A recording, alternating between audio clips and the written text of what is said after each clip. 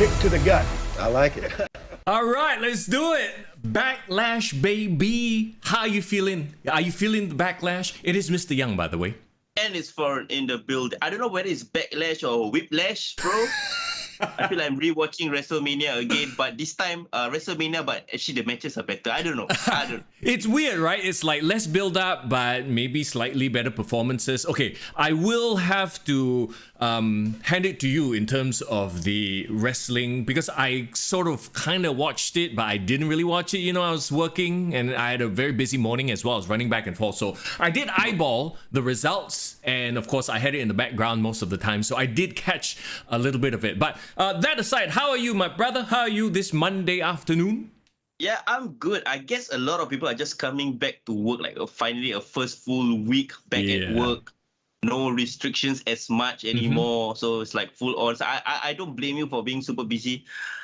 I mean, I guess I'm one of the only ones that can just be at home chilling and having, Backlash in the background. So I consider myself lucky. Yeah. But that's why we are here. That's why we're supposed to update everyone about what just happened. Right? Yes. The joy of work from home.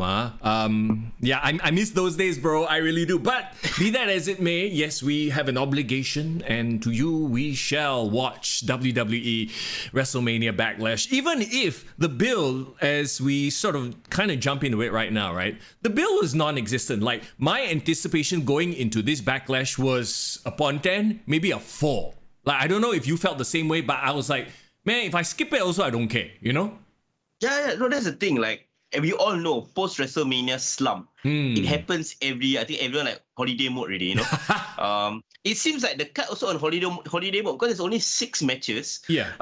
Like a lot of the feuds that they were building on television is not on this pay-per-view or this Premier Live event. So, right. Yeah, it feels like a very C show. They really double down on the fact that it's a C show. You look at our Discord and people are wondering, hey, what happened to the Raw Women's Championship match? Where was Becky Lynch? Where was Bianca Belair? You know, that whole group of people contending. And yeah, I didn't even think about it, you know, and just looking at the matches, honestly, they all, well, I mean, the whole idea is the fallout from WrestleMania, right? But they don't have to freaking make it like literally, this is the rest of the shit that, you know, just comes from WrestleMania. There's no new things here. And it bugged me. It bugged me a lot because remember, like, my anticipation for Backlash was actually quite high when it was Usos versus RK-Bro for the unification of the tag belts, right? Oh, I'm sorry. Tag titles, belts, hold up pants. No, you're right. Absolutely right. Like, that was the selling point, in my opinion. But then I started hearing and reading news that wasn't the plan all along. Yep, like literally that was a bait and switch. They knew that this was never going to be the plan moving ahead, so they just give you a little tickle of the balls, and then, oh, no, nothing is going to happen. And I hated that so much. I hated it so much because going into this, I was like, okay, you have a main event. It's the Bloodline versus RK-Bro and Drew, which would have been an amazing Raw. Yeah. Or like, hey, what's the Iron Sheik? Wait, did the Iron Sheik really just drop into chat? By the way, we are live on YouTube. If you're listening to Spotify wondering, what, Iron Sheik? Yes, we do the show live on YouTube every Monday at 12 o'clock. So real or not, hello Iron Sheik, welcome. And are you here to humble somebody? That's the real question. Bro, he gonna slap in the camel clutch. Torque right back, baby. So back to what I was talking about, right? Like, I feel like the main event was the main event of Raw. Yeah. I'm not gonna deny what you say, bro. Like, the thing is, if people kind of build up, like if they build up the event as a 6-man from the beginning, I don't think there will be as much disappointment. Nope. But I think because they kind of like did a bait and switch, we shouldn't be surprised. Card subject to change. I get it. Yeah. All of that, I get it. But man, if they just focus down on RK-Bros versus the Usos, it could have been a tighter card. Like, I mean, it's really quite tight, but it could have been so. I didn't even mind having Drew McIntyre and Reigns coming out as enforcers, for example. Oh, Yeah. wow. Reigns as an enforcer. Okay. That's weird. But here's the problem, and my other problem. I feel like we're jumping into the main event already. But I guess this is the whole lead up, right? Okay, does it feel to you like when you talk about tag team champions, the Usos aren't at the level of RK-Bro? RK-Bro feels like a dominating tag team of like upper mid-card talent. Whereas the Usos are just Roman Reigns' right-hand man. Like, they are just his lackeys. You know, and this also goes to the tag team division being, lackluster at the moment, especially on SmackDown. But, like, have they had bangers of matches recently? I feel like not really. So, when you put the Usos in there, it kind of felt like, okay, like Roman Reigns is the main event and the other two are just flunkies. RK-Bro has been fighting champions. Yep. And, low-key, the Raw tag team scene has been pretty stacked, Yep. It's not just the two of them. They had Street Profits contending. They had Alpha Academy. Yeah. Yeah, so Same. all of that were built up quite well. I must say. Problem with SmackDown, you said so yourself. Usos has been champions for the longest time. There hasn't been anyone legitimate that can contend with them. How many times do you want to see New Day versus Usos again? Exactly. Like, seriously. And it's not like they're running roughshod and like proper, champions. I mean, they are champions, but yeah, it doesn't feel like they are champions, right? It just feels like they are Roman Reigns' lackeys. So at the end of the day, it just like, oh man, like I said, 6-man tag on Raw, sure. And how about, why not put some steaks? Like, I always talk about steaks, right? I ain't no vegetarian, I ain't no vegan, I like my steaks. So you could have very easily made this match must-see by throwing in like, whichever team wins, Drew gets let's say if Drew gets the pin, Drew gets a title shot. If Randy wins, Randy gets a title shot. At least set up for the next, because we know that's where they're going anyway. Yeah. So why not put the stipulation in there? In that way, there's stakes. Like, now Drew and Riddle and Randy all want to go for the pin because there's something at the end of the road, right? And you could even throw in the whole, but Randy wants to go for the pin. But Drew wants to go. Dissension amongst the good guys. So at least you have a little bit more intrigue. Whereas this is just, it's 3-on-3, no stakes. Like, who cares? So what if Drew wins? So what if Randy wins? It literally means nothing. And then you saw the result. Yeah. But we'll get to that. Oh my God, I'm getting worked up already. It's a Monday afternoon. Okay. God damn it. We're back to work and I'm getting worked up, people. Let's say hi to chat. Let's say hi to Muhammad Daniel. Hails, Pascal. It's good to see y'all. Mr. Young need to let off some steam Monday. Need to get it out of the way. Yeah. But bro, like, first of all, if you watch the show in its entirety, right, there was a lot of commercials in between. Yep. A lot of events they were promoting. So one of them was Hell in a Cell is next month, early June, like first weekend of June. That's right. And then the month after is their first ever stadium show for Money in the Bank. 4th of July weekend. Yeah, and there was a promo done by Cody Rhodes. I don't know whether you saw that. Yeah, which is big, right? So I wonder if Cody Rhodes is going to be in the Money in the Bank ladder match. That could lead to him challenging Roman Reigns. And I think of all the permutations, that might be the best way to get him into title contention. Because I don't know if he's done yet with Seth. No, I feel they can have a legitimate Hell in a Cell match and I'm okay with that. Okay. Yeah, I mean, because we'll talk about it in a bit, but like, I feel Hell in a Cell is, I think, for them to blow off all these remaining feuds, and I include AJ Styles and Edge in that, right? Then they can move on because they know, they have 3 stadium shows consecutively. One in Money in the Bank, SummerSlam, and then the UK show. So like they are saving a lot of their stuff for really, really big premium live events down the road. So I get it that Backlash can be a placeholder. If nothing else, sorry. No, go ahead.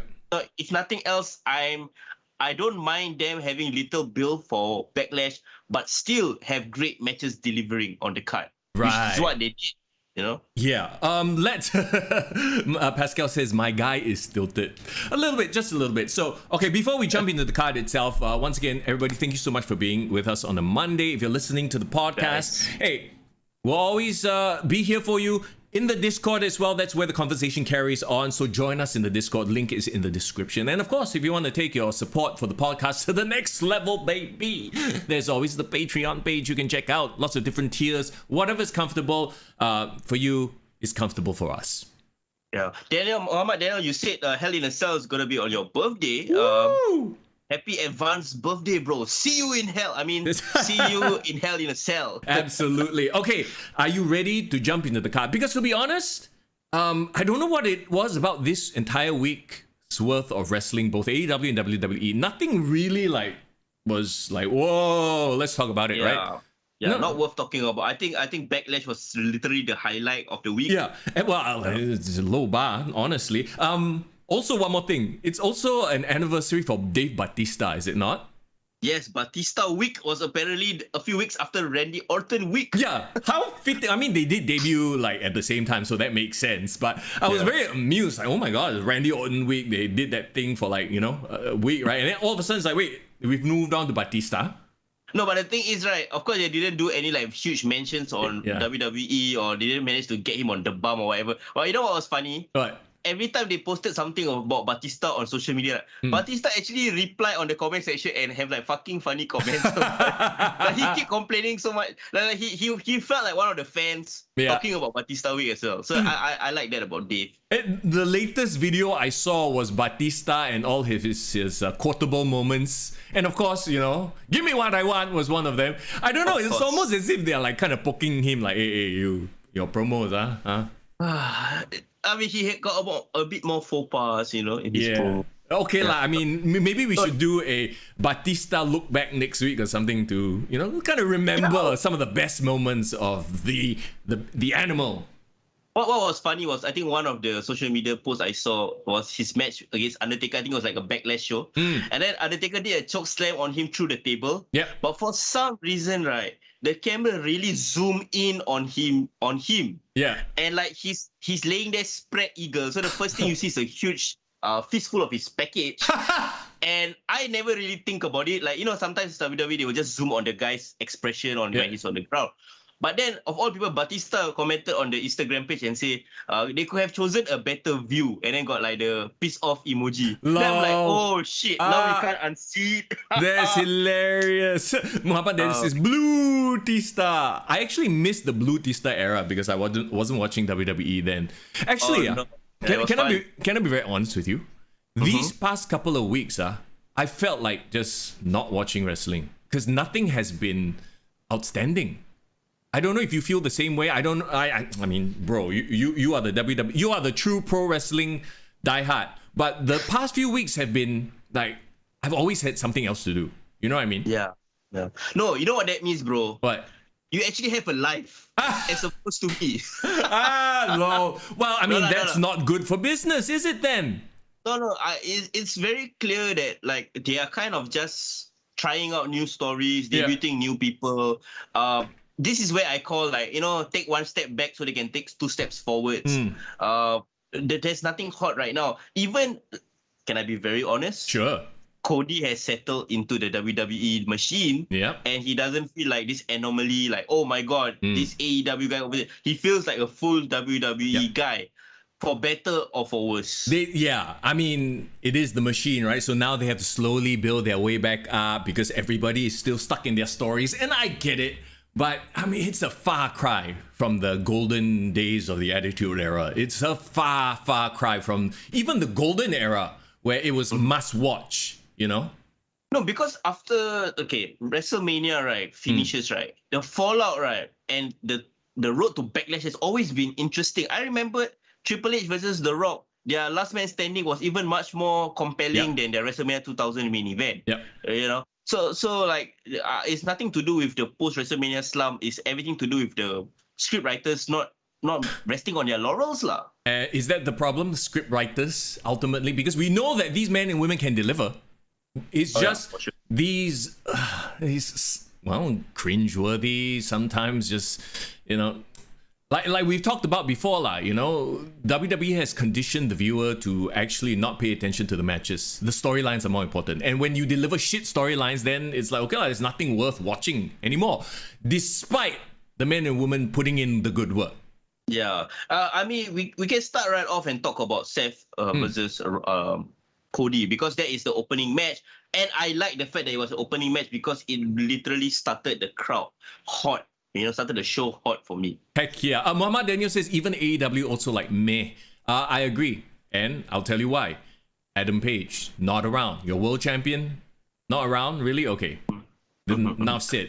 I just want to get this out very quickly. The Owen Hart tournament, do you know what it's for? As in, other than Owen Hart Cup, like the name, does anybody get a title match or something?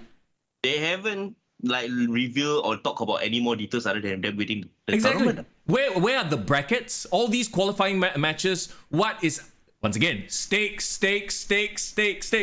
Everybody, give me some steaks. What's the point of this tournament? And I feel like I've seen 10 million qualifying matches already. I'm like, is this done?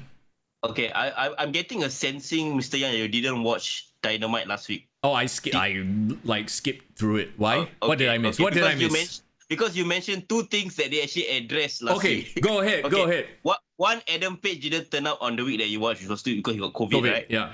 So this past week, he turned out, he cut a promo, and CM Punk wasn't on the show. Yeah. So this was very interesting because there's actually a development in Adam Page finally showing some sort of fire or edge to his character, because he actually felt like a heel. Okay, now that you bring it up, I remember. Which means it wasn't very memorable. Well, but he did show a bit more development in his character. I guess. Yeah. You know what that is? What? Is people shit on Swan on you too long, you will feel the need to lash out, Okay, so what, is he going into this feud as the heel? He should be, because nobody's gonna. I mean, people are gonna cheer him, but not as much as CM Punk. True. Come on. True. Yeah. Okay, and then the Owen Hart stuff? Yeah. They did show the brackets. They finally showed the brackets, right? But then the big development, nothing to do with whoever wins the Owen Hart Cup will get a title shot. Yep. But apparently there is a mystery 8th entrant who they call the Joker. So Owen Hart Cup also got a Joker, bro. Oh, yo. You know about this? No, I don't know about this. Okay, so it's gonna be a debut lah. Well, the thing is the Joker is supposed to face Samoa Joe in the quarterfinals. Oh. So a lot of speculation on whether it's somebody who have history with Samoa Joe within AEW already. Okay. Or it's, like you said, a complete debut or a return. So I guess you have to see what that is all about. But are you excited for it? Because to be honest, Joe hasn't been portrayed as main event star. I mean, he's had his thing with Jay Lethal. He's kind of there. I feel like right now there's too many people and not enough spotlight. And so everything is watered down. And I mean, hey, I remember seeing some sort of a development with Jeff Hardy and the Young Bucks. No, Young Bucks, okay. And then didn't they come into the ring to confront and say, ooh, Hardys versus Young Bucks. Ooh, maybe a month too late. I know what you're talking about. I think it's right after Jeff Hardy defeated Bobby Fish. Yes. Yeah. That's the thing. I feel like for them, they are having a problem of having too many talents that actually have followings, and everybody want them to get pushed the right way, but there's just not enough spots to push everybody. Bro, it's very simple. The Hardys come in, the WWE did it right when they returned. That time at WrestleMania, bam, come in, win title, have a few matches, nostalgia dies off. You know that they can't go anymore, not to the level that they used to. Bam, you just cash in on that small window. Not have garbage matches with the Butcher and the Blade and nobody gets put over. Do you see how they've completely botched the Hardys return? Just absolutely, now the heat is not there anymore. They are just there's two guys. And finally we're going to get Hardys versus Young Bucks after the heat has dissipated completely. If there's one criticism I have for Tony Khan, is that he gets these signees when they are at their biggest momentum, and somehow he manages to kill all their momentum. Does this remind you of WCW, bro? A little bit. A little bit, right? Okay, so there's this thing where they say like, oh, he's very like, he will stick to his guns. So if there's a timeline for a certain project or storyline, he'll stick to it and he will be rigid about it. Stay the course, lah. Yeah. Stay the course. To his own detriment, apparently, because now it's become more and more evident. He's not like paying attention to the crowd. Like, holy shit, the Hardys are back. It's super hot. Let's just put them in there with freaking. Why not just throw them in there against the stupid dinosaur and the Jungle Boy, who are cold? And you got Christian Cage in there, who has history with Matt and Jeff. At least there's something there. No, have them do garbage matches with jobbers. Did they elevate the jobbers? No. No, Not at bro. all, right? No, they did elevate the jobbers, bro, in AEW Elevation. Oh, fuck. Wow. Okay, bro. I think right, we should stay the course and Yes. talk about Backlash I know. before you go on another tangent. I apologize. Like I said, I've been so busy. And actually, this is a very good indication, to me anyway, a good indication of whether a product is catching people's attention. Is when, of course, like you said, when I'm bored, I have nothing to do, of course, I watch WWE, AEW all day long, right? Yeah. But when life creeps in, when other shows creep in, is your product good enough to hold my attention? Would you rather watch Friday Night SmackDown or Doctor Strange? Multiverse of Madness? That one don't even. I would rather watch like episode 2 of Moon Knight than watch SmackDown or Rampage or Dynamite. It was a good episode, I must say, of Moon Knight. Oh, Moon Knight has been amazing. Yeah. Okay. Okay, anyway, back to the. This is the reason why we have 2-hour podcast. I apologize, people. Cody Rhodes, Seth freaking Rollins. That kicks off, and I agree that's the right match to kick off the pay-per-view. The premium live event. What I like about this, right, is that there was more development to that rivalry. First match of mystery opponent. We didn't know whether it was Cody Rhodes, so it was more of the moment. Wow, Cody is back. Yeah. But the only thing on Raw that I have been keeping attention towards is actually Cody Rhodes and Seth Rollins, their rivalry, right? Yep. They've managed to add another layer where now Seth is like, okay, you already can't surprise me anymore. I know what I'm waiting, and they actually played that into the match, which I really like, the in-ring psychology. Yeah. I mean, you're talking about two guys who are like legit, pro wrestlers, right? So I'm not surprised by any of it. I expected this of them, and they delivered, yes. And then, of course, the roll-up of Doom, or it was more of a sunset flip. That was the finish. And you kind of see where this is going, right? So Seth still has an excuse. It's like, you didn't beat me properly. That was, again, to the theme of surprises.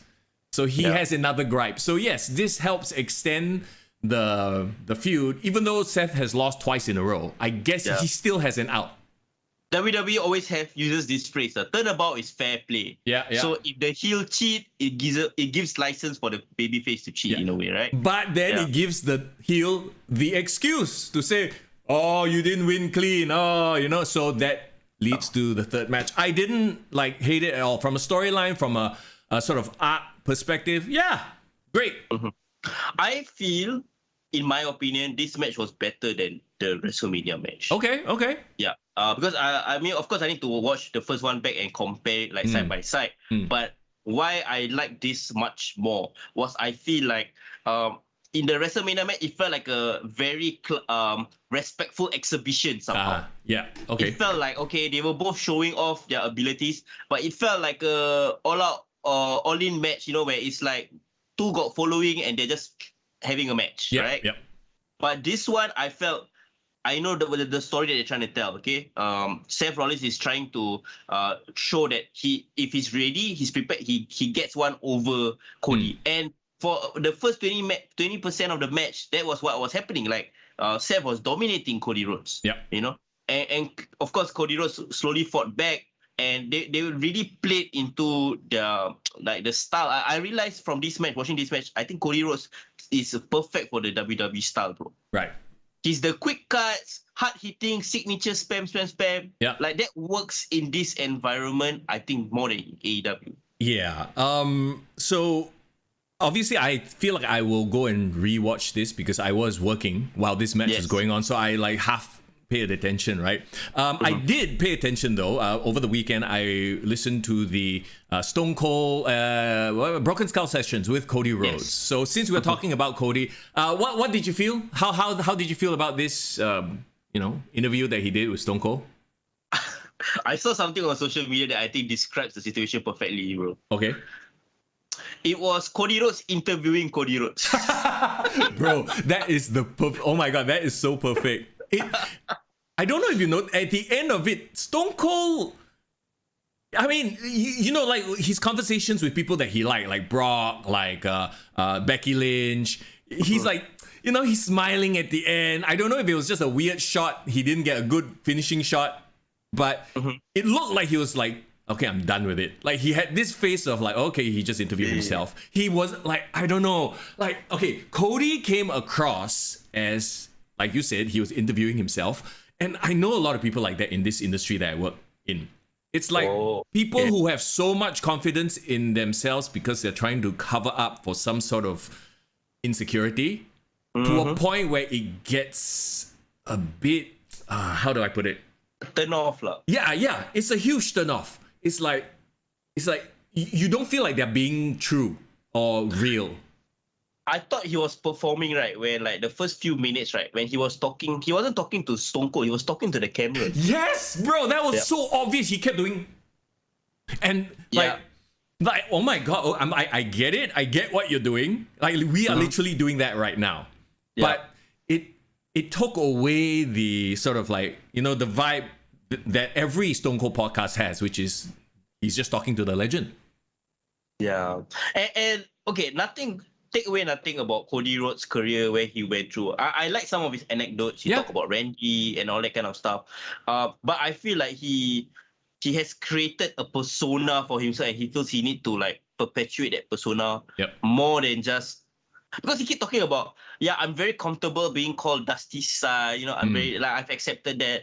But in a way, I don't think he's accepted that. No, you're right. You're right. So this whole I've accepted it is a facade. It's like you know what? It's like Mark Spector and Stephen Grant. Oh, Moon Knight reference. I like it. So I like it. It's weird because in these Broken Skull sessions, I usually come out of it liking the interviewee more. Yeah. This one, I'm like, I'm not gonna say I dislike Cody more. It just came across as, like you said, it was a performance. So I was like, oh, okay, I came away with no increased liking of him or less. It's just same.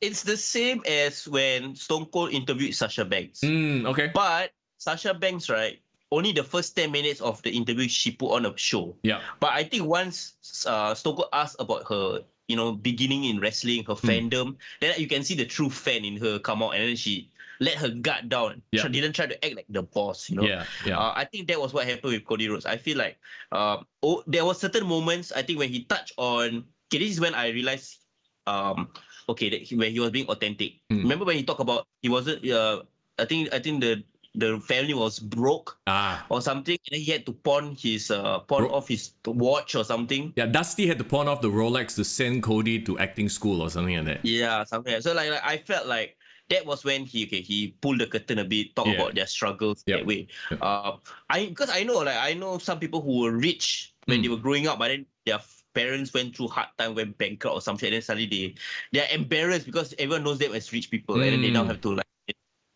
So I feel that that's when he was being authentic. But again, I think he got a chip on his shoulder, bro. I think he really wants to get that title for that vindication. Then maybe he will relax a bit. So just let him have the title so he can relax a bit. Yeah. So I mean, coming back to this, I see, like I said, usually these I feel like they make me feel better about the subject. This time around, I was like, oof, tough. It's tough to really like him. Do you think that's the reason why the AEW EVP also don't like him? I think maybe so. It's that chip mentality. And like you said, maybe once he actually wins it, and then, he's like, okay, I've succeeded. I don't need to put on this act anymore. He'll actually be way more likable.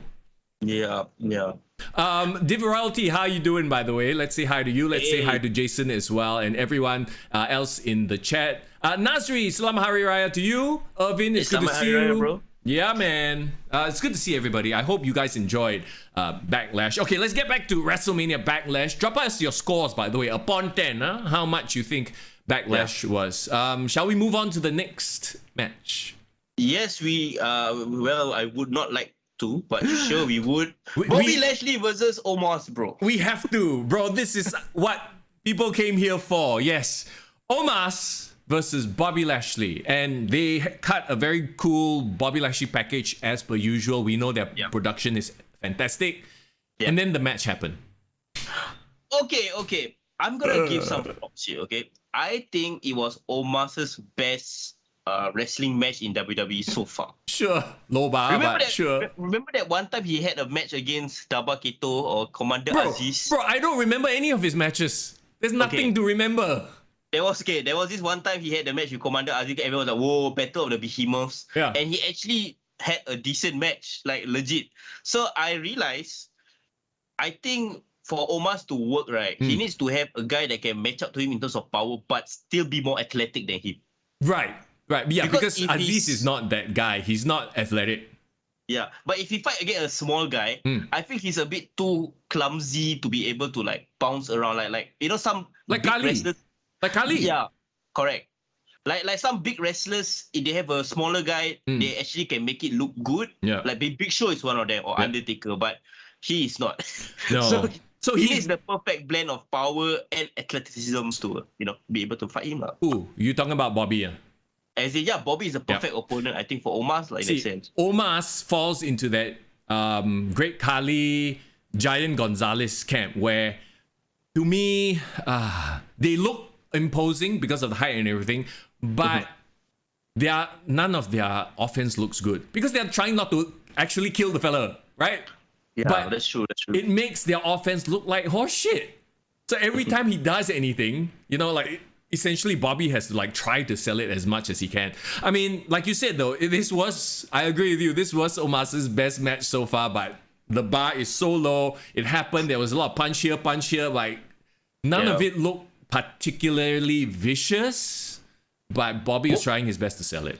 One thing that was impressive was somehow, some way or another, Bobby Lashley managed to put in the hurt lock. I don't know how massive that guy is. He looks like it was very, very impossible to do, but he managed to do it. So Bobby Lashley was the MVP of the show, and I'm very surprised they gave Omas the victory, man. Yeah, so that means this is not going to end anytime soon, which is yay. I mean, that means that WWE believe in Lukaku they gave him a new nickname as well. He's the Nigerian giant. So he's no longer just, Omas, the Colossus or Colossal or whatever the hell. Yeah. Good to know now that he make it clear that which country he come from. So hopefully... Then question, why is he not hanging out with Apollo and Commander Aziz? Yeah, all that should be one gang. Yeah, they're all from the same country. Right? Bro, that's the new hurt business, yeah? MVP can be like, I want to get back to my roots as well. Bro. So I've assembled fucking Omas, Dabaketo, and Apollo Crews. The only reason it's called hurt business because it hurts my eyes watching them already. Anyway, we all know that unfortunately Aziz and Apollo could be future endeavored very soon. I mean, what have they been doing? The fact that Aziz is a giant but he's used as a jobber says everything. Jobber Keto, bro. The poor guy. Remember when Raw Underground was a thing and he was like, whoa, badass. Well, then again, Shane McMahon was still around, so... yeah, I guess. What's up, The Shadow? Lavin, how are you, man? It's good to see you. Yo, man. We just two matches in our Backlash review, so we didn't miss much. Seth Rollins, Cody Rhodes, I forgot to say, I think it was my match of the night, personally, for me. I mean, that one... no argument lah, look at what else preceded that. Anyway, let's move on from Omas and Bobby Lashley to Edge versus AJ Styles. Okay, this one was another one I sort of was only half paying attention. So tell me about the match itself as a wrestling match. How did it pan out for you? Okay, good thing about this match, right? I feel, in my opinion, AJ Styles and Edge heard the criticism from WrestleMania. Okay. I heard they probably heard wow, this match supposed to be a dream match but never live up to potential. It was just a so-so match on the card. Yeah. They brought it. Okay. They brought it. I remember they were Edge keep talking over like the last few weeks about wanting to see that pit bull mentality from AJ Styles. Yep. First 2 minutes or first 5 minutes, it was all AJ Styles beating the crap out of Edge, bro. Nice. He like kicked his ass like nobody's business, and it was intense. It was intense, and it was more like a fight at the beginning. Okay. But then they managed to, I think, target the shoulder. That's right. Yeah, so they played around with AJ Styles' shoulder. So I think that's when the Edge started taking control. I'm becoming a fan of this Judgment Day stable, bro. Like Sure. I'm liking how much Edge leaned into. I mean, I should have always had faith in his ability to make anything work. But like it's starting to come together. Yeah. Of course, clearly they banned so-called Damian Priest from ringside. So that was what happened, because I think AJ Styles beat him right on Raw, so that's why he can't go to the ring. Yeah. So, but he did try to come out when the referee was down. So Finn Balor showed up on Raw to help AJ Styles. They did the Too Sweet. I was like, ooh, this could go either two ways, right? So AJ Styles and Finn Balor could team up, Bullet Club, and feud with Judgment Day, or Finn could pretend to show up and help help AJ Styles, but then turn and then join Judgment Day. We know how that panned out, and unfortunately, I feel like the reveal was a bit weak. I don't know. Okay, well, let's talk about the review. But before that, so Finn Balor did come out, but he defended, AJ Styles. So he's like Team AJ lah. Yeah, he like held Damian Priest back, make sure he didn't, disturb or anything like that. Like, okay, I think this is me knowing like how they've treated Finn Balor and just feeling like he could have been so much more. Like he could be demon within Judgment Day. That would be a million times better as a swerve. But they went with something that was, I hate to say predictable, because, we look at the dirt sheets, we kind of knew it was in the air already, but the hooded figure, who's it going to be? Is it Tommaso Ciampa? And then it was revealed. Rhea Ripley. Yes, who cost AJ the match, and then it was like, I don't know, it felt flat to me as a reveal. Well, for me, like, they didn't show the hooded figure whether it was a guy or a girl. They managed to angle it or shot it in a way where it wasn't that obvious. So I was like, is it Ciampa? I thought it was a guy at first. Yeah. But then I think the reaction from the audience at the back kind of like gave it away, because I think before they even revealed the hood, they were like, oh. Do you see the front row of the audience? No, I didn't notice, Yeah, so the front row of the audience actually gave it away in a way that like I was a bit hyped. Like, oh, who is it? And then when it opened up, it was Rhea Ripley in full black hair. She dyed her hair black. So and then interestingly, purple eyeshadow, bro. Black and purple, that's subtle. Edge has that's his entire color scheme now. So obviously I like the idea of Rhea Ripley joining this faction. I wonder what Beth has to say. I wonder if Edge will start making out with Can you imagine? Oh my god. That rated R shit. Girl, Oh no, must be respectful. He's a husband and a father and everything. Even if you're a bad guy. He's not Vince McMahon, bro. He won't book himself to make out with younger women. What? Tori Wilson, Stacy Keibler, Sable. Basically every diva Vince has made out with. Yes, yeah. Okay, but I personally, of course, all of us wanted Rhea Ripley in the stable, This is a great development. Somewhat agree with you. The reveal was a bit like meh, like okay. It wasn't like whoa kind of shit. Do you think that this called for a lights out moment? I know they overdo the freaking lights out, like and then when they attack AJ Styles backstage, got light flickering. I'm like, which motherfucker is walking in and then that is the dumb. I'm sorry, but that we are out of the 90s Attitude Era. Like Attitude Era, Undertaker, I could have bought that. Like lights going out in the locker room. But in 2022, here I am. I'm thinking, who is the motherfucker who just walked in and with the light switch? Oh man, okay. At least they didn't. Okay. If given a choice for them to be overly theatrical with the reveal, I wouldn't have wanted it also. I personally wouldn't have wanted the lights out. Okay. They went the best way, I think, that like gets to the point lah. Hooded figure reveal, blah blah blah. But of course, the real reason why I feel is a bit of a disappointment is because this whole feud has been like meh. Right. Right, So right. I kind of like that there's this development because now they're gonna expand the story. So Do you think AJ and Finn were gonna get a girl to help counter that? I mean, okay. Right now, doesn't it feel like AJ and Finn have no heat? It's like they are just there to lose. Like they haven't gotten a win thus far. So they feel like the jobbers in this situation. They're just there to put over the new faction, and like nothing about them as a duo makes me feel like, oh my god, good versus evil. You know, it's like, oh, okay, like they're there to lose. So even if they get like a Liv Morgan or whoever, because Liv has history with Rhea, right? Yeah. It will also feel like They are not making the babyface compelling, like whether there's a chance that they can actually defeat this Judgment Day, you know? yeah, it's kind of the same problem as Roman Reigns. Roman Reigns is at this level, right here, this level. All his opposition is here. There's literally nobody. They're slowly trying to build it up. I get it, right? Like with Drew and Randy and whatnot. But right now, the disparity is so wide that it doesn't feel credible. So it feels like, okay, they're just there a lot. That's why no stakes. There's no like I don't see any involvement in this. Okay. For example, let's do an AEW comparison. I don't believe I'm comparing AEW, but this is one of the best AEW things right now.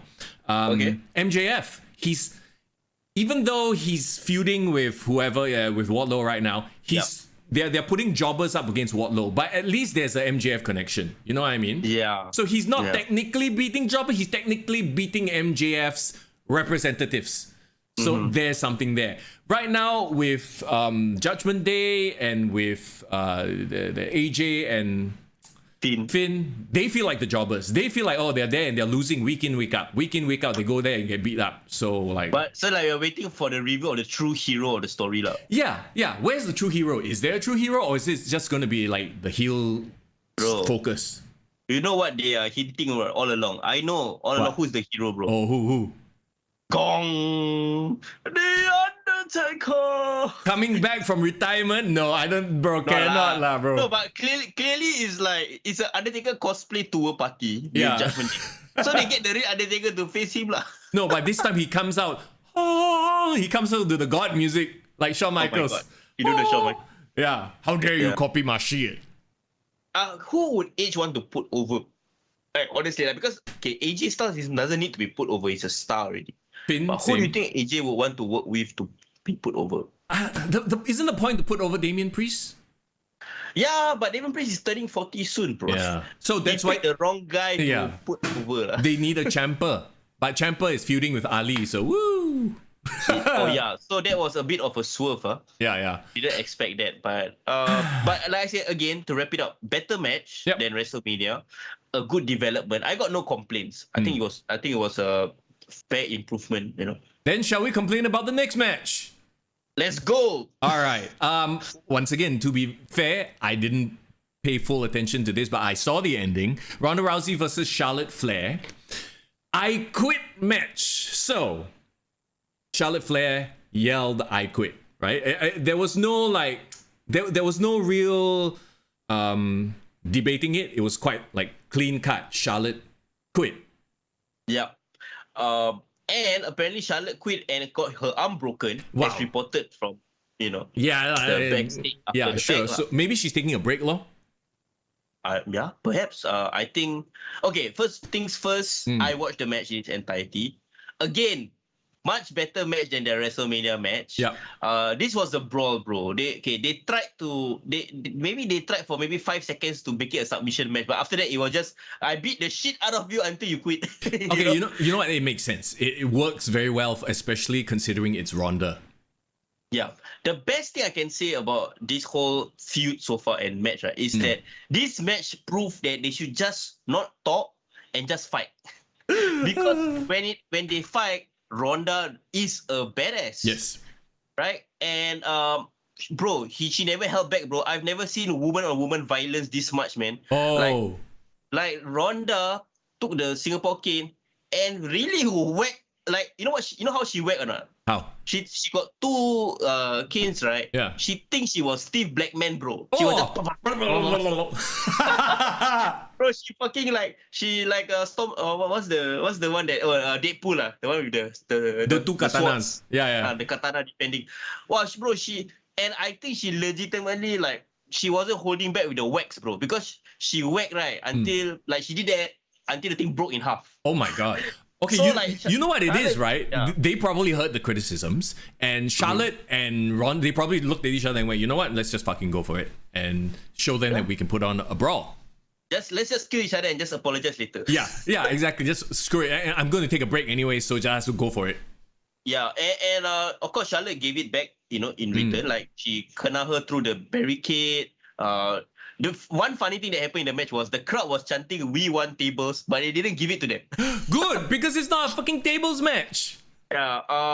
And of course the ending and the one that you watched was apparently I really love the heel line from Charlotte because I think she was about to make her quit, right? Yeah. So she had her in the chair. Yeah. She put Ronda's arm through the chair at first. Yeah. And she said, "Happy Mother's Day." I know, I saw that. It was hilarious. Yeah, so I think that fired up Ronda, and then Ronda reversed and then ended up doing the armbar thing. So all along, I think I don't remember whether Ronda had a brawl or a hardcore match, but this was a very good, well done match. Okay. In terms of was there a hardcore match that she ever did before? I feel like that she would have. She's had brawls, especially remember the backstage brawl with Becky and Charlotte. But not a hardcore match or street fight match, right? Yeah, not really. So these sort of matches sort of lend themselves towards her stylized, and she's not a freaking storyteller in the ring. You got to keep it brutal. Was it a quick match? It was decent. I wouldn't say it was super quick. It was, I would say 10-15 minutes maybe. It was 16 minutes according to Wikipedia. So the match was the top of the hour. So Seth Rollins and Cody was the opening match. This was the middle main event, big match, and then of course the main event was the book ended it. Could this have been the main event?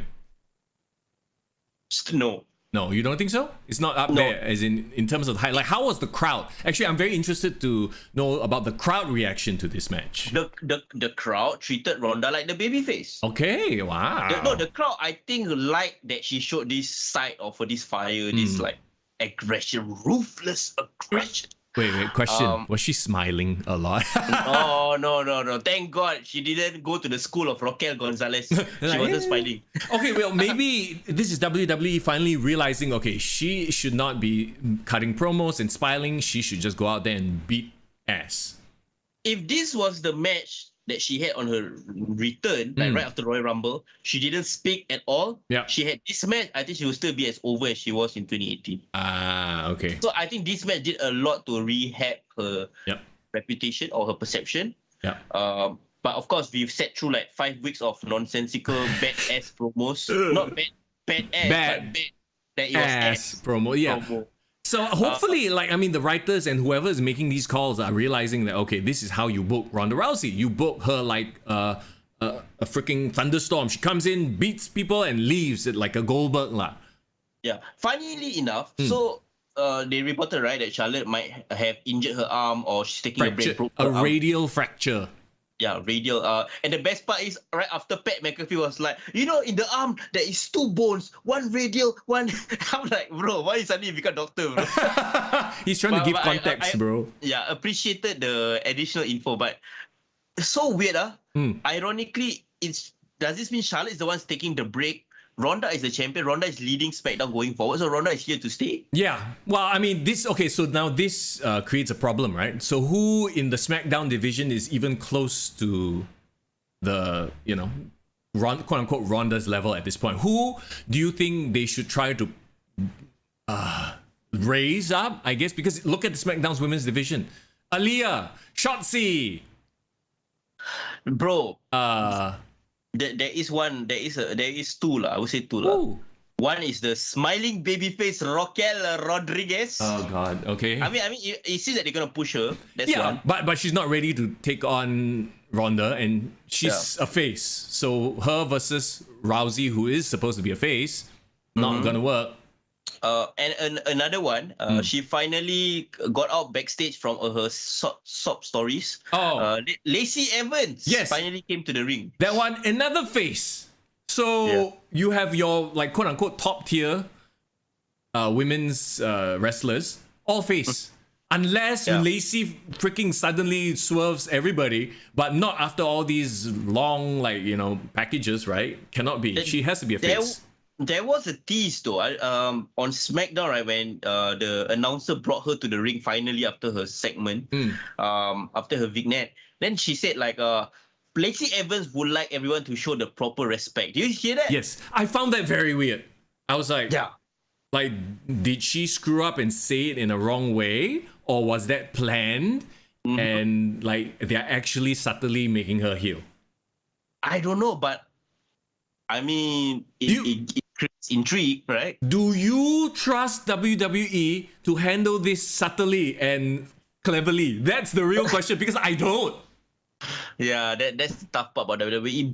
But when Lacey came out, I mean, she was wearing the full military fatigue, looking like military fatigue from the waist down. On top, lingerie. Like I cannot with this outfit. It looks like, at least wear the jacket or something. Then you take it off when you wrestle, whatever. Fine, right? But no, she's like, yeah, I'm military from the waist down, and I'm bedroom from the waist up. Like, what the hell is that?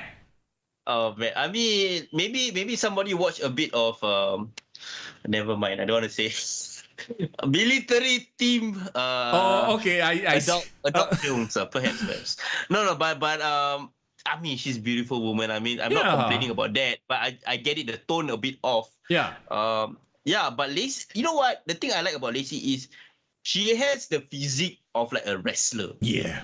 She is not like no offense, Alexa Bliss, I love you, but she doesn't have the Alexa Bliss or skinny ass tiny girl. No, she looks like she looks like she looks like when you put her next to Charlotte, they look commensurate. Like, it doesn't look weird. Like, when you put an Alexa Bliss next to Charlotte looks like she could destroy this little girl.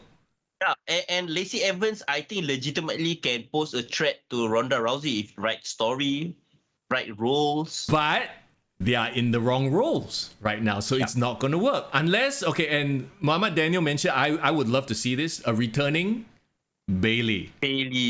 Yeah. Or, Bayley will be or you holding pattern with Ronda, she decimates people every week until draft. Because the draft is coming soon, is it not? Is it though? Like, I thought drafts are now every October. Is it October? Okay, wow. That was what it was last year, right? Holding pattern until October. Because literally nobody, unless Sasha turns heel, Naomi turns heel, they're not going to. Yeah, they're not. My question is, what's next for Ronda Rousey? Because Charlotte was technically her biggest foe. Yeah. Now that she vanquished it, does Becky come into the fray? Oh, but aren't they saving Becky Ronda for next WrestleMania? Maybe, yeah. So, Bayley is not that she's not injured anymore, bro. Oh, is it? So they're biding their time, waiting for a big return. So, and she's never worked with Ronda. It's a fresh match. And I'm just worried, I'm just worried. Bayley, even though she's heel, people are going to love it that she's back. She'll get cheered. And then they might boo Ronda. And then Ronda, she a bit of boo. She hurt feelings. And is it going to fall apart? Okay, I tell you what, Mr. Young, when you watch the match, you judge for yourself the reaction that the crowd gave. Okay. And we see whether this babyface run will really sustain. Yeah.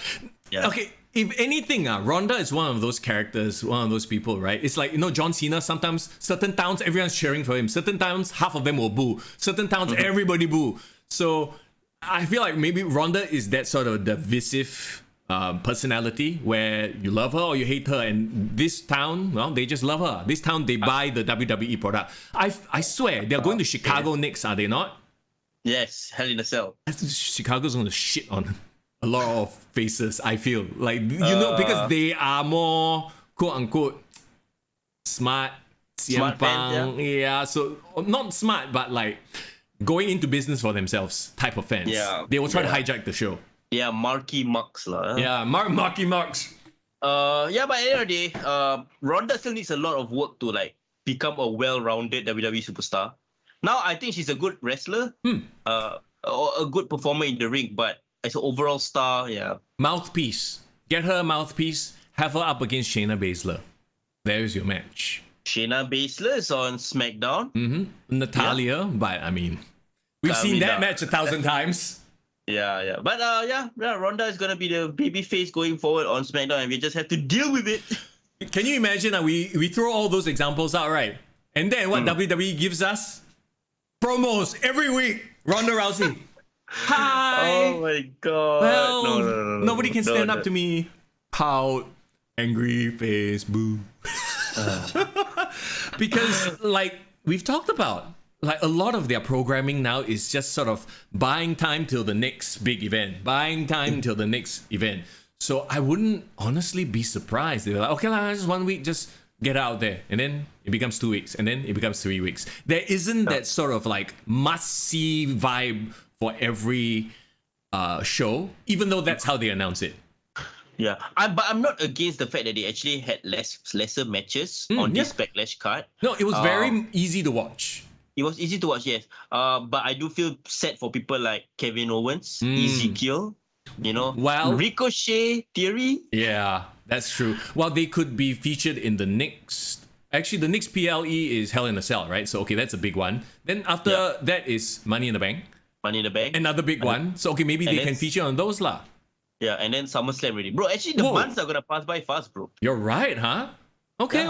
Leading up to SummerSlam, maybe it could get very interesting very soon. I think once we clear Hell in a Cell, I think business will pick up once again. All right. Talking about business picking up, that's exactly what didn't happen after that match. It's more like, okay lah, the feud, let's have a blow-off, Madcap versus Happy Corbin. Bro, oh man, this match though. I've said this 1,000 times. Just have Madcap Moss be Moss or Riddick or just a badass. He looks the part. Stop giggling like a jackass. Stop wearing suspenders, for God's sakes, just go away from the Happy Corbin nonsense and just be the badass that you are. Bro, I think they're gonna go on the opposite direction. They're gonna call him Happy Moss right now, bro. Oh, he was smiling his way through the match like nobody's business. He's going to go away very soon. If he keeps going on, like now that he's turned on Baron Corbin, at least like, okay, there's some like babyface heat. But if he still does jokes and giggling and smiling and shit like that, no, man, I cannot, bro. Once again, it was a better match than Baron Corbin against Drew McIntyre in WrestleMania. No need to say lah. But this match was competitive. Like, I don't know whether you watched the full match, but Corbin actually did a senton, bro. Yeah, see, there's never been a question about whether these two can go. They can. Like the Moss. You know what? I'm just gonna call him Riddick Moss because he should be Riddick Moss. Riddick Moss versus Drew McIntyre at the Saudi show. Like, it was a good match. It was good, like two horses going at it. So there's been no doubt that they can go. But it's just this personality that he has to put on. Brought down by the gimmick, bro. Oh my god! So I really hope this is okay. We test you out first. If you can stick it out, then we'll give you the ball.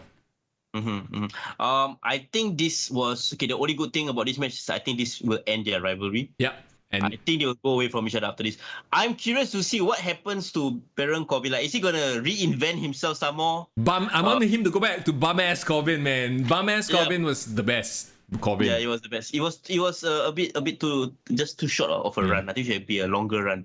Then Moss, just repackage the poor guy. He can be SmackDown's Ezekiel, bro, in terms of like babyface reaction. Yeah, the crowd likes. Yeah, he's got this like fresh face. His jokes, even though now he's like, okay, he's still telling jokes, but he's making fun of the bad guy, therefore he gets cheers. But it's still like that borderline sort of, oh my god, this is that joke. Yeah, kind of cringy, like if you had a Mick Foley making dad jokes, the crowd would love him. Yeah. He's not Mick Foley. He's not an older guy who is like, very lovable. He's a badass. Yeah. It will take some time. Like this kind of personality, right? If you develop it organically, you make that jokes, you make lame like Kurt Angle did this kind of jokes all the time, and like we love him for it. but because you go in the ring. Yeah. No, but I mean, you established him as a badass first. Yes. That came before the personality. Then people respected him already. Then he can go and joke. But then we know in the back of our minds, oh yeah, he can joke, but in the ring he'll fuck you up. He can joke with age, can make all the botak jokes, but then when it's their match, like they're gonna have a banger. Right? Yeah. Whereas Moss is like the first thing we saw about him was hee hee hee ha ha hee. Okay, the good thing about this match is that it was short. It was one of the shorter matches. I think we all agree, right? At this point, WWE is being let down by their writing more than anything else. It's not so much the talent. I mean, there are some people here and there, but by and large, it's just the writing that has been just letting everybody down. Yeah, the writing, I think the stories are very hit or miss. The good ones, like I would say Cody Rhodes and Seth Rollins are compelling television. Bloodline, compelling television. But if it's 2 out of 10 segments, you have to go through a lot of shit just to get the good ones. At least AEW, you know that like the good ones are more or less guaranteed, And the bad ones, I think someone have the potential to get away and become good. But this one is like, if it's bad, it means really cannot be saved. It's not the wrestler's fault even. Yeah. Let's get to our main event then. All right. Very quickly, the Bloodline, Roman Reigns and the Usos versus Drew McIntyre and RK-Bro. And, we already talked about it. Like, my biggest problem when the main event started, it was either I watched the main event or what was I doing? I can't remember. I think I wanted to go to the toilet and take a shit. Anyway, that was more important. Like, you know what I mean? Like it really felt like the main event of a Raw. It felt missable, even though the performers were very good. Everyone in the match came across like a star, in my opinion. Like everyone can wrestle. Are over with the audience. But even if they are over, they need a reason to be fighting. Exactly. Like I said, no stakes. It doesn't matter who wins this match. Ultimately, who cares? Yeah, that's the thing. Yeah. And the worst part is, right, it went to the wrong person. Bloodline defeated them. Yeah, so see, that's the thing, right? So, okay, you have this match that honestly doesn't mean anything. So, at least if you had RK-Bro and Drew McIntyre pick up the victory over an Uso, doesn't have to be Reigns. Keep Reigns strong, all right? Whatever. I don't know, would that have been predictable? Maybe, yes. But at least this gives the good guys sort of like the moral victory. And therefore, they have like an argument. See, okay, now you have to give us a title shot. Or now, something like that. Versus, no, bruh. Roman picks up the win over Riddle, not surprising, to keep the, get the youngest one to take the pin lah. And what does that give us moving forward? Nothing, absolutely nothing. If Drew was the one that got the pin, at least Drew can say, I beat one of your guys, give me a title shot. Yes. It builds towards his momentum, but I feel like them taking out Riddle, it affects Drew's momentum. Yep. Why would Roman Reigns want to fight Drew right now? They already defeated them as a group. Exactly. He has literally unless they do this whole like, Drew is like, but you didn't pin me. You didn't pin. But that is not a very strong ground to stand on.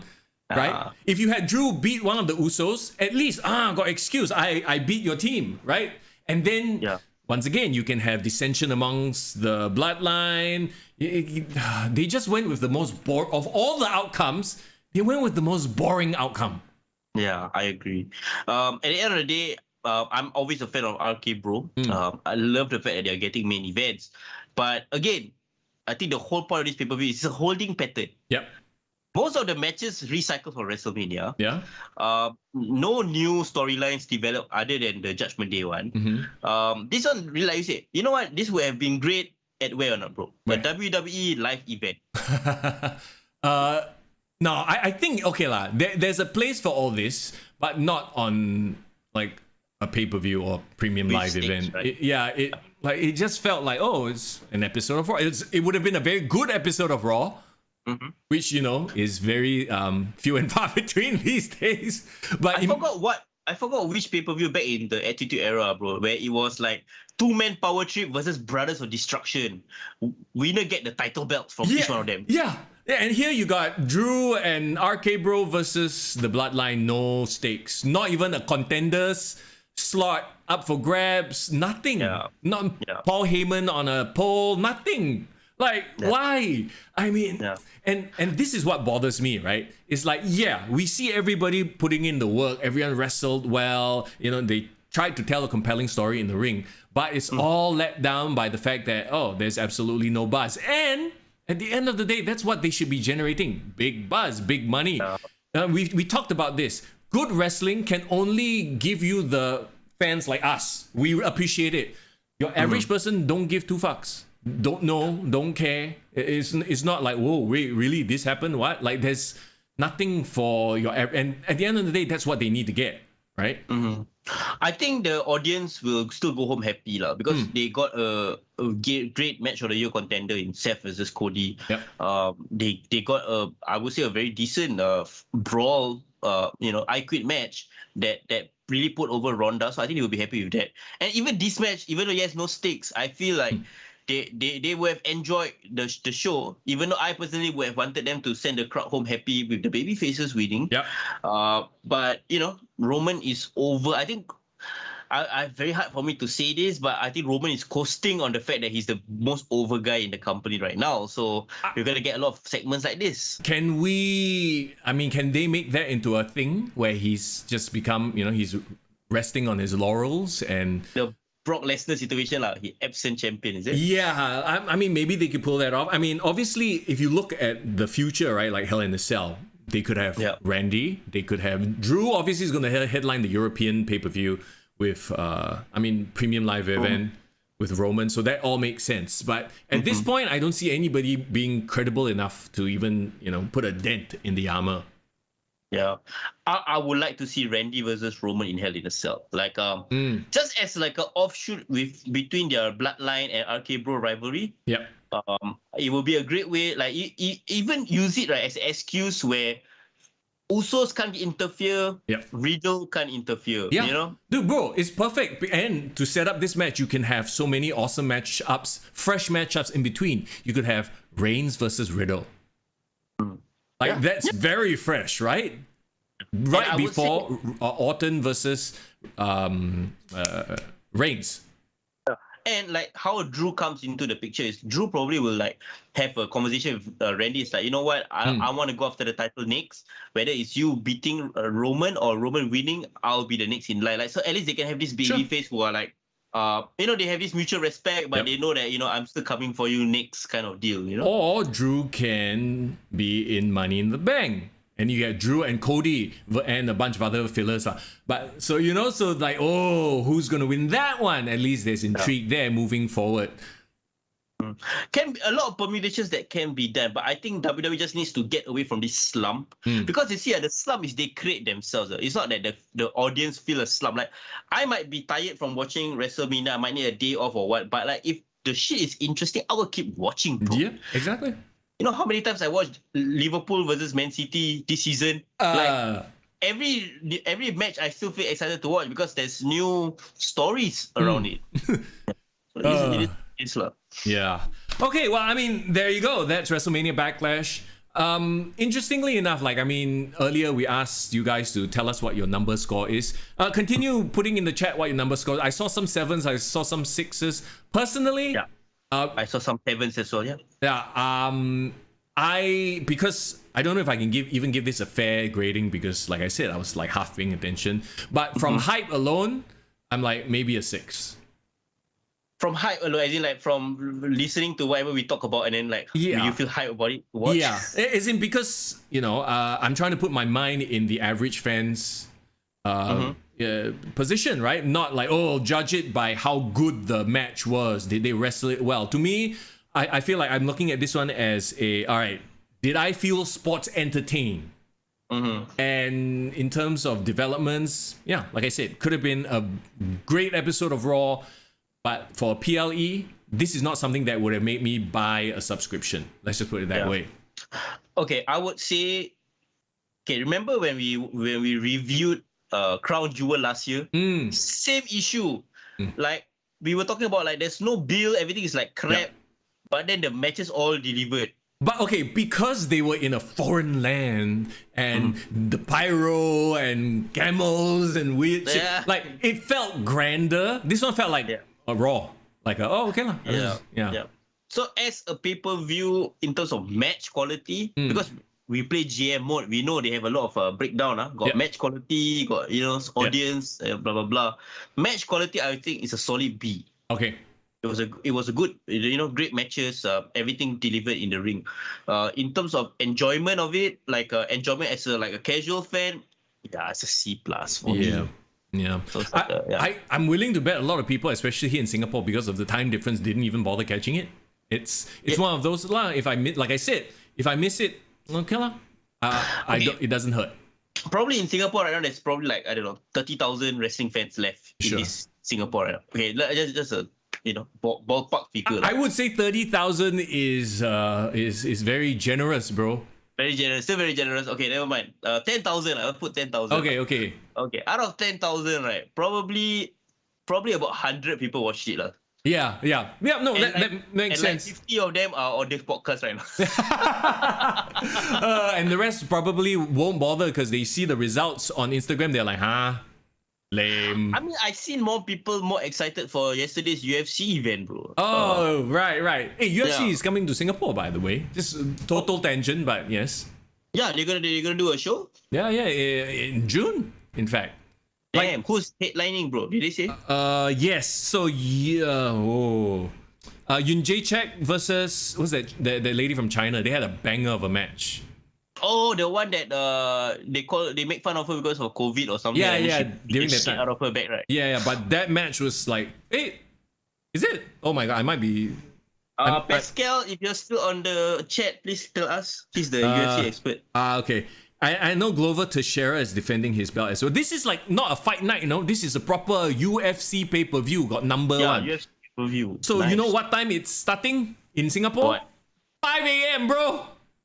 Huh? Fucking go down to the indoor stadium at 5 a.m. Are Good you luck. serious? No, I'm serious. Yeah. Okay. They're gonna hold a event in Singapore at 5 a.m. Okay lah. The prelims start at like 6 a.m. lah. I think, not 5 lah. But you know. That's quite funny though. Yeah, but so the main card will probably be around 11 a.m. So are you saying that you can go morning breakfast, go your tea, and then go watch a UFC event? Yes. Actually, okay, this is not the first time they've done this. I've been to one UFC event. It was a pay-per-view event in Japan before. And Japan and us, similar time zone, right? Just 1 hour off. The opening bell was 6 a.m. I remember going there and you know what? The stadium was packed. Nice. Because Japanese fans respect, like, the amount of respect they have for the sport. Like, and Japanese, they will be there on time one, no. I was the late one, no. They look at this foreigner coming late. Bro? Huh? How late were you, bro? Like 2 minutes late. Bro, in Singapore, got UFC or one championship, whatever, people still strolling in like during the main event. Didn't we do that? Yes. That was what happened to us. A little bit.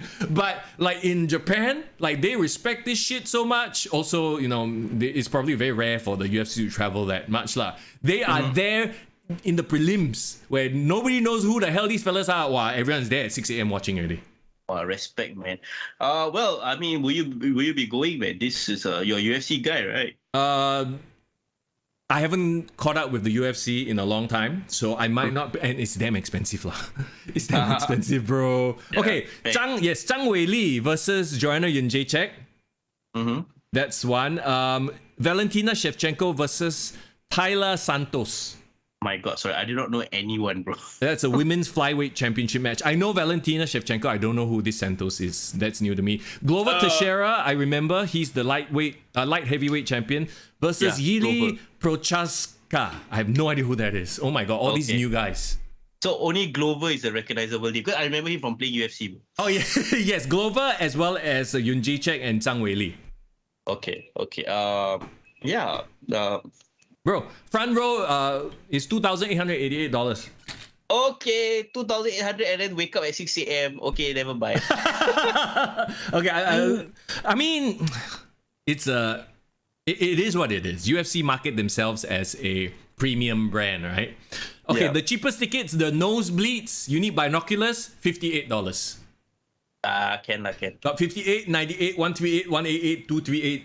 It's my birthday, by the way. So On your exact birthday? no lah, Mr. it's Young? not exact birthday lah. This one is But 20. it's your month lah. The Birthday month. month. This is no, it's June 12th. So it's not even in the week. It's in the month though. Yeah. Bro, save it, bro. Yeah. We go watch wrestling, bro. It it depends on when WWE decides they are not gonna come back to Singapore, not anytime soon. Maybe next this year. Yeah, Yeah, definitely not not. this Yeah, like now they are going to Europe and stuff like that. Yeah. Let them cover all their major markets first lah. Yeah. But you know what? There's enough local wrestling for us to watch, for us to attend in Speaking the of next couple of months. Yes. Speaking of which, next couple of weeks, in fact, big shout out to Grapple Max who are going to be holding their Fight Club 3 event. What was it? 21st of May? Yes, So 21st of May. That's very soon. I'm not sure if there are still tickets available, but you guys can go and check. Like you all know what to do. Go and look at Grapple Max on Instagram. So they have a event there. Then after that, SPW is gonna have an event as well. That one, have they announced the details yet? I'm not so sure, Yeah. but I'm assuming it's also at the end of May as well. Coming up, we gotta check out our boy, our dudes there in SPW to give us more info. Yeah, we'll catch up. We'll catch up with statement with regards to that when it comes.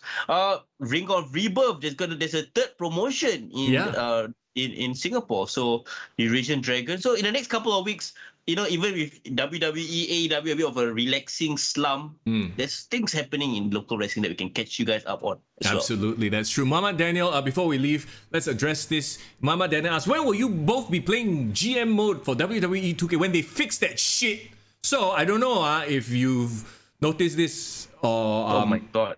have read about this, right? But like there are bugs now that have been cropping up. Like my GMO keeps crashing.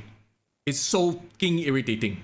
Wait, why does it start to have bugs now, months later? I don't know if it has to do with custom characters or they're just adding more stuff. But like I am having issues. Like I will get to like week 10, 12, and then suddenly every time I try to finish an event, it crashes. And I'm like, okay. Did you update your game recently? Of course, bro. Always. Mine That's is why. auto update. Okay. For me, I never update. I only update manually. This is why I managed to escape all this nonsense. So the updating is what's been screwing things up, huh? Yeah, you're right. When you update and you add more new things and they try to fix things, but actually they're adding more bugs to the situation. You mean you haven't downloaded the latest slew of downloadable characters like, Omas? Umaga. Oh, no, Omas. I saw the Umaga one. Actually, I don't like playing as Umaga is quite cool. Like, let's reliving those moments, like the Samoan Spike and. Have you been playing using him? Yes, recently? I have in my faction mode. Stuff like that. Yokozuna, Katie Catanzaro, which sticks out like a sore thumb in that pack. Like you got all the heavyweights and the smallest one. Wait, when you download it, right? Like it's an auto download now, so it's actually free, is it? You need a season pass. So I bought the deluxe. So yeah, my deluxe comes with like all the future DLC, so that automatically downloads. But if you didn't buy it, then you have to buy it lah. Okay. Would I say it's worth it? I mean, it's Omas. Yeah, it's Omas. Like you want to pay extra money for Omas. Yeah, why? For what? I mean, okay, I'm still down for GMO. We need to just fix a day where we can actually record it together, I guess. The problem with GMO, and this is the dumbest thing ever, right? You can't play it online. How stupid is it? Who still in 2022 sits around in the same room to play games? Yeah lah. Apparently for us to make it happen, we have to do it, I guess. Yeah, but don't worry, Muhammad Daniel, we'll figure it out, the permutations on how to do it. I want to do it right before like a big event, like SummerSlam. Or like, I know you've been like simulating stuff on your channel as well, right? I did it for WrestleMania, like I simmed the matches. It was fun, it was interesting. People legitimately asked me to like, hey, can you sim like WrestleMania Backlash? I want to bet. I'm like, what? Bet. Yeah, no, because in other countries, in Singapore you cannot, right? It's illegal. This segment brought to you by the National Council Against Problem Gambling. But in other countries, they can also you can bet on WWE. Oh yeah, sports betting lah. Yeah, which is kind of crazy to me considering this is all a work. But anyway, Oh yeah, isn't it stupid? Then technically, wouldn't I just need to find an insider in WWE, bro? Who's gonna win this match? yeah, well, I don't know. And then Vince last minute might swerve you, and then you're like, you, Vince. You know what? If I was a betting man, and I'm not, but if I was, right, I think I should bet on WWE. I will bet on WWE more than football lah. Yeah. Because WWE is so predictable, bro. Well, then again, I predicted that the faces would get the main event, and no, Roman Reigns still won.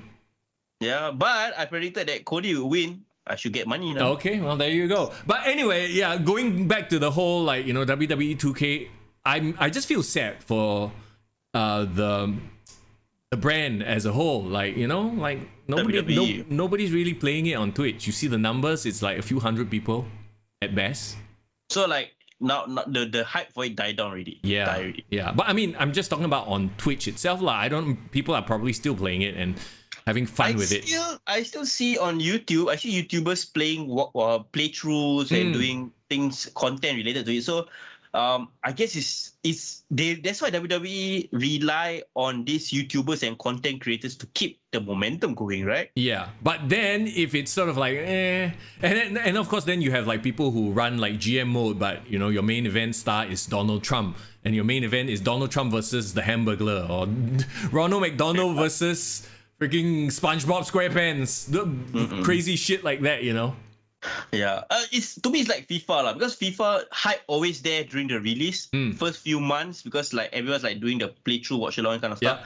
But then it dies. But the year like after it, before the next game, like it will crop up more like a random commentary and stuff. But it's nothing about the game itself. Correct. It's about the people playing the game as opposed to the game itself. And unfortunately, like I said, I feel like the WWE pro wrestling as a whole, it's in a good place, don't get me wrong, but it's also in a place where the mainstream media sort of like has so many other things to cover. Okay, let's put it this way. I probably watch more of Amber Heard versus Johnny Depp than pro wrestling these couple of weeks, okay?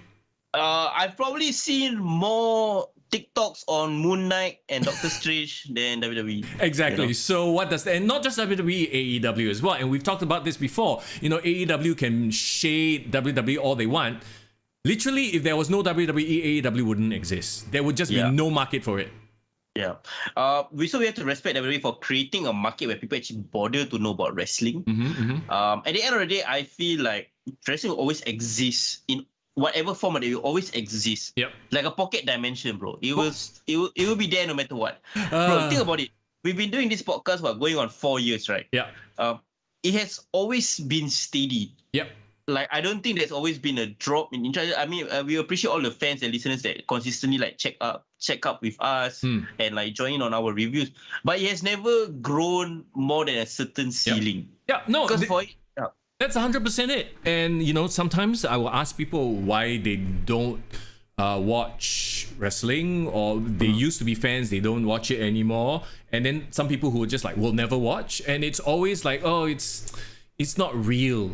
You know, like even though it's athletic, like they get it, but they would rather watch a UFC because at least that is real.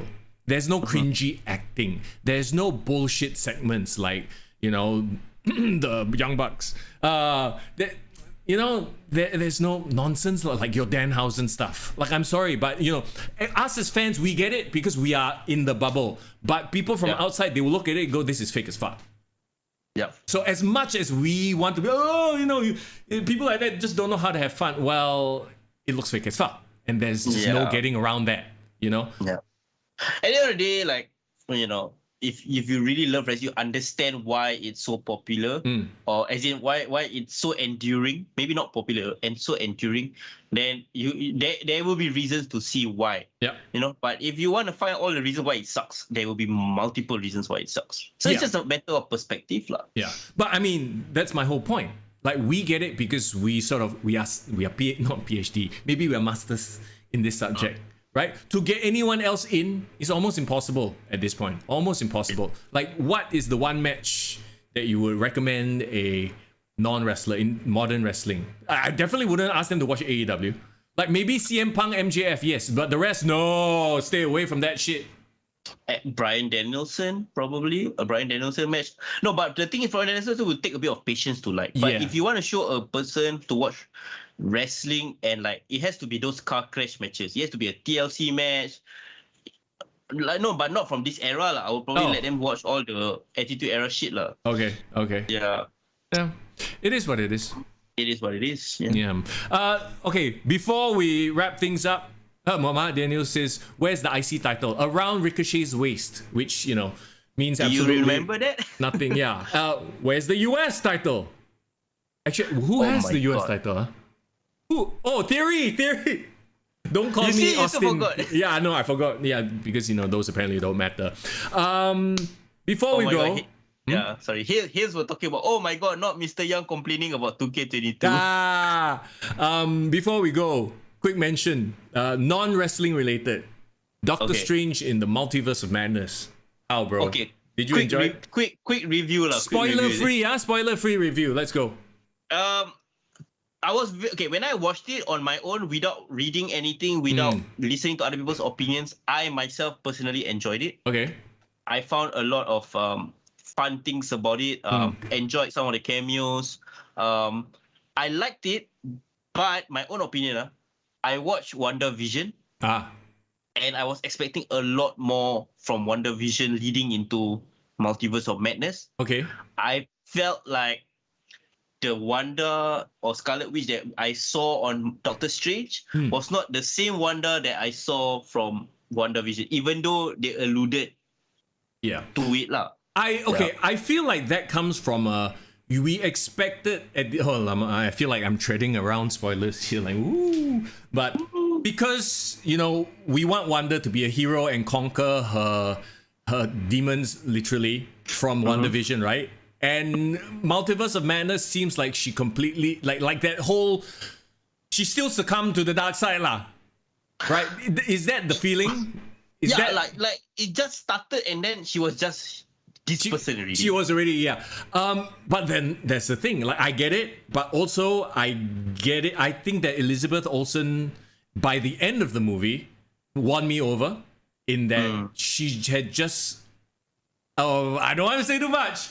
Okay, let me just leave it at this. I feel like. Do you all want spoilers or you all do not want spoilers? No spoilers, no spoilers. Let's not be those guys. No, but everyone say that they've watched it.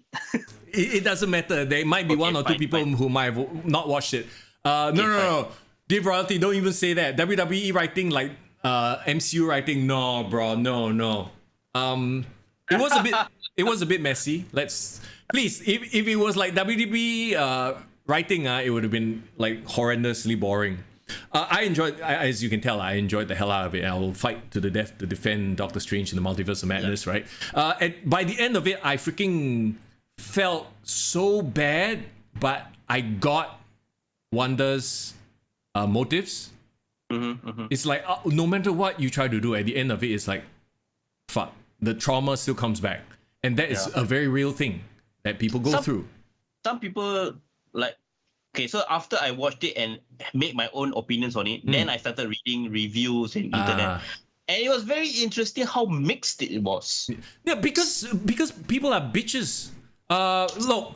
Like, some really liked it. Some had so many problems with it. You know why? Because some people can't, like, I am a huge fan of the horror genre. I understand. It's almost like wrestling. I get the genre.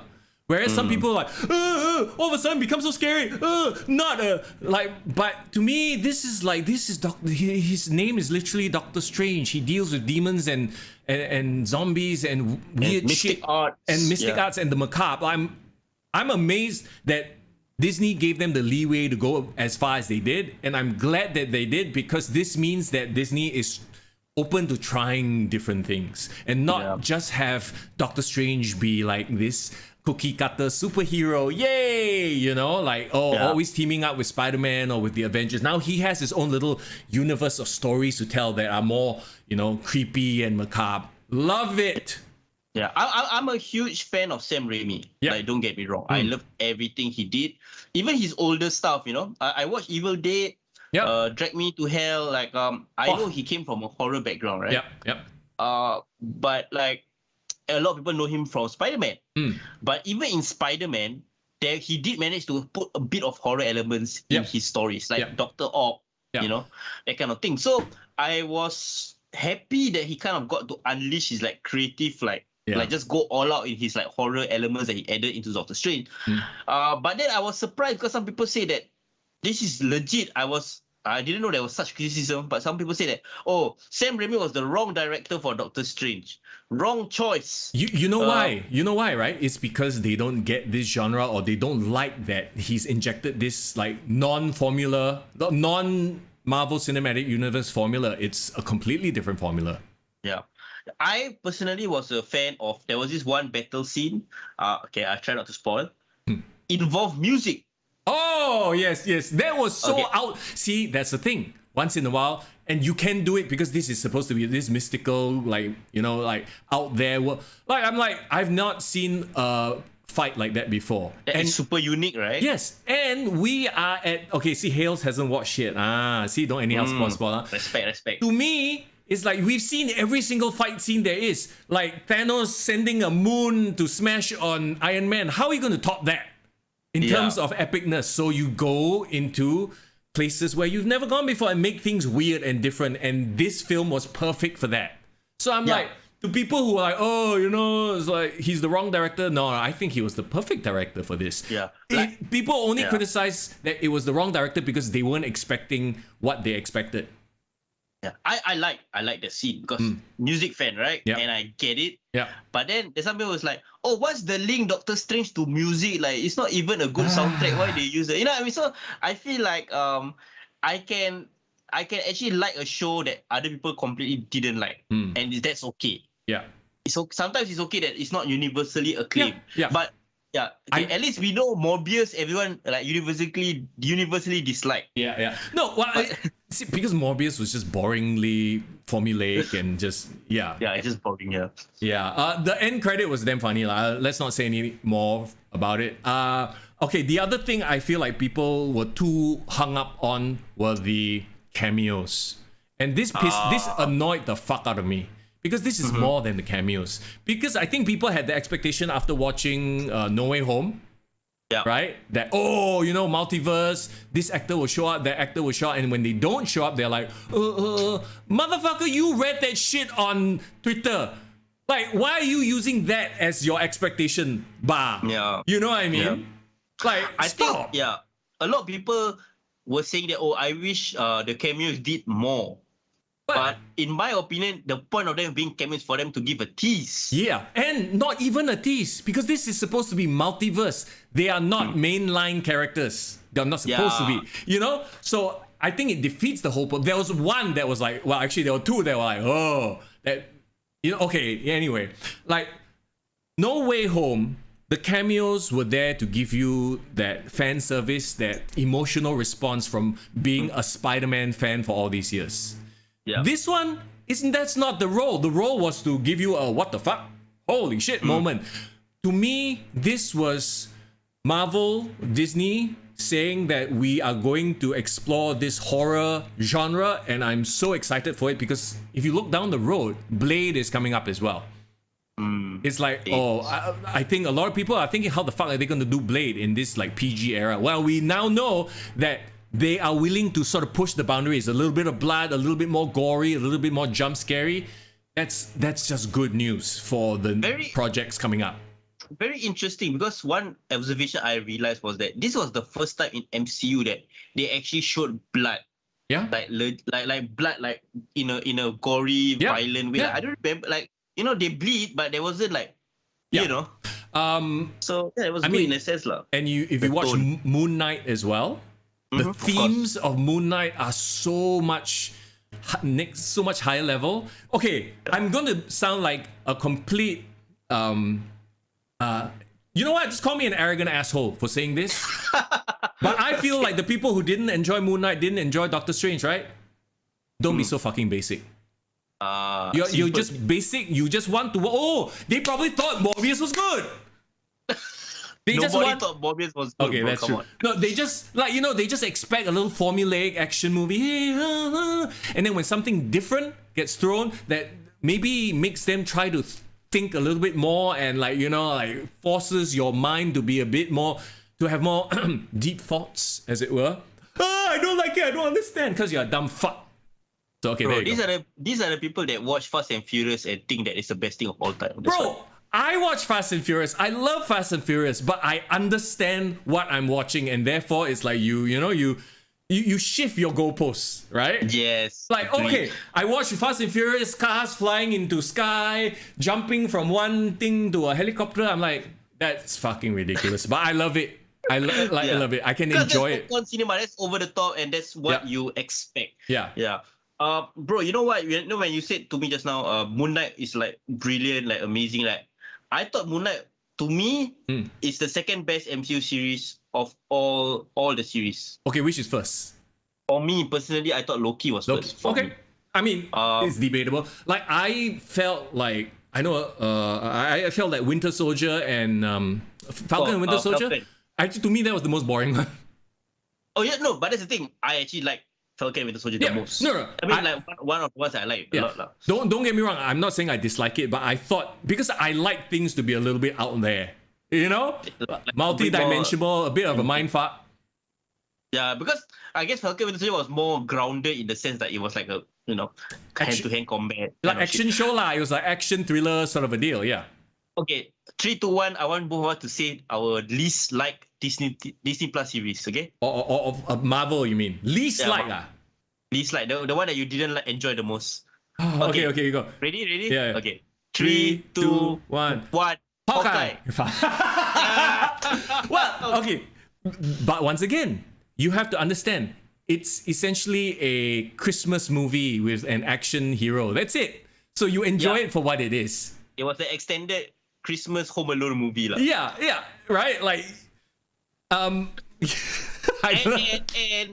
if they had paid off the Kingpin cameo, it would have still be savable. But the Kingpin there was so bad. yeah, I know. Especially if you've watched the original Daredevil series, then the Kingpin was like, what the hell?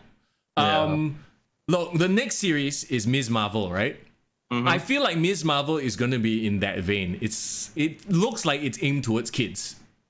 Yeah, So- younger audience. Yeah. It's not one that I think we are going to particularly enjoy. But I'll still watch it. I won't hate it. I feel like they have a standard, but I feel like it's not going to be quite as relatable to us. It's going to be a lot about, like, growing up. Wouldn't you have more of a connection to this because you played the Avengers game?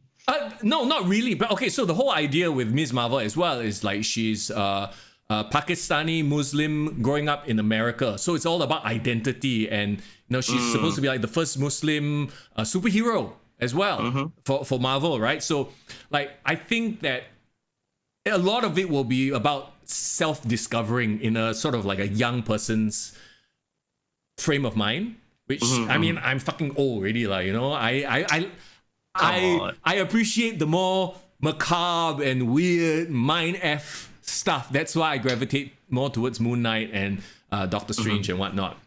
Yeah. Low-key.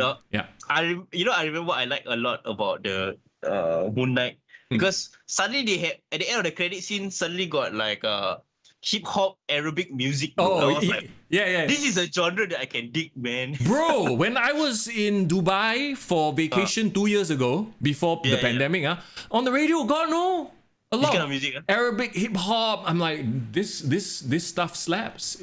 Is that what the kids say? It slaps.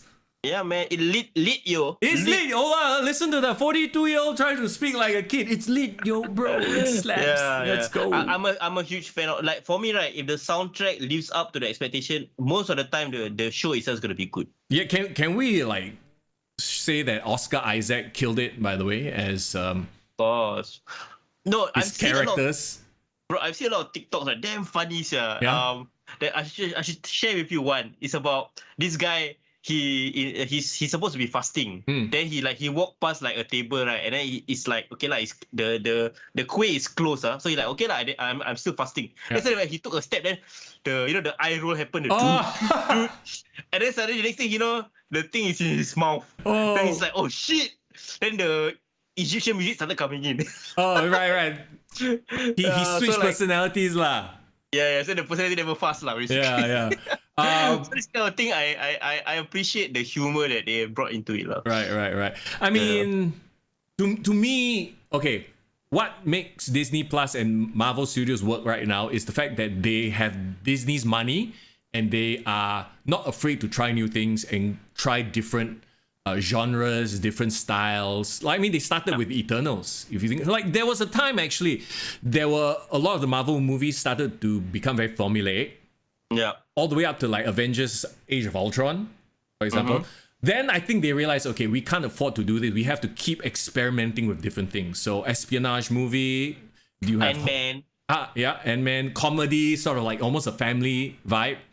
So now they are starting to expand, and they are also tapping in on different cultures. Freaking Egyptian gods and lore in Moon Knight. Shang-Chi last year. Shang-Chi, yes. And then now Ms. Marvel, you know, completely different viewpoints and stuff like that. And then even with Doctor Strange, you know, just going completely out there. Yeah, Black Panther, they gave love to the black community. So like, this is the best way. Representation and diversity will actually make other people like it more. Yeah. I mean, you can say that they're doing it for money, but ultimately, if you think about it, right, all these different cultures have all these different beliefs and mythologies. Like, isn't it better to see all these different things you've never seen before? And it makes for great content to me. It's cool that Marvel Comics, right, are the ones that are able to create all these things back in the 60s, 70s, 80s, you know, and like, yes, yeah, and very no, interesting. like, I mean, you know, for a long time, you know, there were like very stereotypical, you know, oh, it's always a white hero, you know, that kind The of Mandarin. Yeah. Oh my God, the man. Yeah. It took a while. There were some visionaries who, you know, wanted to bring in your other races, your other types, archetypes to represent. So, and now I think because Marvel has the money, so it's like you have to prove yourself first, right? So they already have they have the machine set up. They know that we can make hits out of nobody. Like Iron Man was a B tier. It was a jobber when he first started. He wasn't No. X-Men or Spider-Man. Yes, but they made it so good. They made the perfect casting for Tony Stark, Robert Downey Jr. that, you know, now they can do whatever they want and they can get creative with it and they can take license. So you have to get to a certain level before you can take creative license. Remember when they first released Guardians of the Galaxy? Yeah. Who the fuck are these people? Nobody knows. Yeah. So like, I feel like we've reached a time in this lifetime where all the cool popular characters are already out there. Yep. Now it's time to explore like the obscure. Yeah. So you know, my whole point is, let's please everybody keep Kevin Feige safe, because he's the fella behind all this. And like, you know, God forbid the day he leaves and then some new fella comes out and it becomes like a fucking Sony thing all over. No, bro, it becomes like Star Wars, bro. Oh yeah, that's Yeah. You think So though with like it can go either way, lah. yeah. Okay, I don't know how this became a Marvel podcast, but it is what it is. See, No. we are multifaceted people. We also watch other We are nerdy shit. expanding our reach, bro. Bro, we are expanding like the multiverse. We are sticking our hands into different universes. Yeah, but yeah, you know, at the end of the day, we like what we like, and I think what we want is like wrestling to be able to be enjoyed along with all these other things. It shouldn't be like, I want to watch wrestling. Lama, I'm a outcast from society kind of thing. Like, you should be able to watch it and enjoy other things, and it's like a normal thing, you know. True. I mean, it is a discussion for another day, I feel. Like, you know, how to make wrestling relevant and cool again. But we shan't get into that because we've been doing the podcast for an hour and a half already. So, as always, we say thank you so much for spending your Monday afternoon with us, whether you're back at work, in the office, or if you're so lucky to be able to work from home. We appreciate you being here. I don't know what this is. Peace. Oh, I Peace thought you're making the Evolve signs, because you know Evolve fighters, they always do this. Evolve. Oh my god. Okay. I'm No, like, I'm not. Bro, what? You joined Evolve gym, or you even rocking the UFC gym? Bro, Shirt. I'm wearing the UFC, bro. Represent, bro. Represent. Okay. You know what? I really want to get the American Nightmare shirt, but freaking shipping, damn expensive. Oh, is it? I just download the thing and ask somebody to draw it on your neck. Can already. It's okay. All right. As always, thank you so much for hanging out, listening to podcasts, being here on the live stream. We appreciate it. Hey, feel free to slide into our Discord and continue the conversations, okay? Link is in the description on this Monday afternoon. Have yourselves a great week ahead. It is Mr. Young. Alex Ford in the building. Take care. Kick to the gut. I like it.